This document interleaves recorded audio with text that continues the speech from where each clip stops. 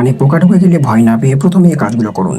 ভুল করলে কিন্তু কানের খুব বড় ক্ষতি হতে পারে। নাম্বার 1, সর্বপ্রথম যেটা করবেন, যে কানে পোকাটি ঢুকেছে সেই কানটি নিচের দিকে ঝুঁকিয়ে মাথায় হালকা করে কয়েক মিনিট টোকা দিতে থাকুন। এটা করলে মাধ্যাকর্ষণ টানের কারণে পোকাটি আস্তে আস্তে নিজেই বেরিয়ে আসবে। এটা সবচেয়ে সহজ ঘরোয়া কৌশল। নাম্বার 2, মাথায় টোকা দিয়ে পোকাটি পার না হলে এই কাজটি করুন। এক হাত দিয়ে নাক চেপে ধরুন এবং অন্য হাত দিয়ে যেই কানে পোকা ঢোকেনি সেই কানটি চেপে ধরুন।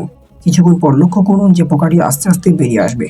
নাম্বার 3, যেই কানে পোকা ঢুকেছে সেই কানে টর্চ মারুন এবং একদমই স্থির থাকুন। কানে টর্চ মারলে পোকাটি আলোর দিকে সরে এসে কান দিয়ে বেরিয়ে যেতে পারে।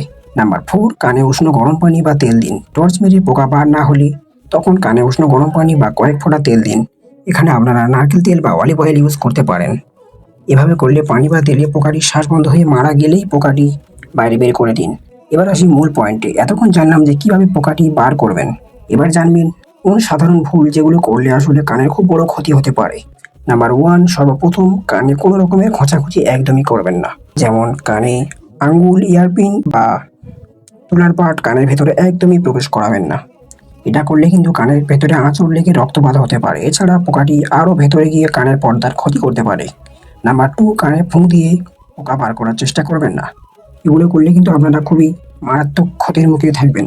তো বন্ধুরা, এই ছিল আজকের একটি গুরুত্বপূর্ণ ভিডিও। আজকের ভিডিওটি আপনাদের কেমন লাগলো? যদি ভিডিওটি ভালো লাগে তাহলে লাইক, কমেন্ট, সাবস্ক্রাইব করবেন এবং ফেসবুক থেকে দেখে থাকলে পেজটি ফলো করবেন। ভিডিওটি এতটা দেখার জন্য আপনাদেরকে অসংখ্য অসংখ্য ধন্যবাদ। ভালো থাকবেন, সুস্থ থাকবেন।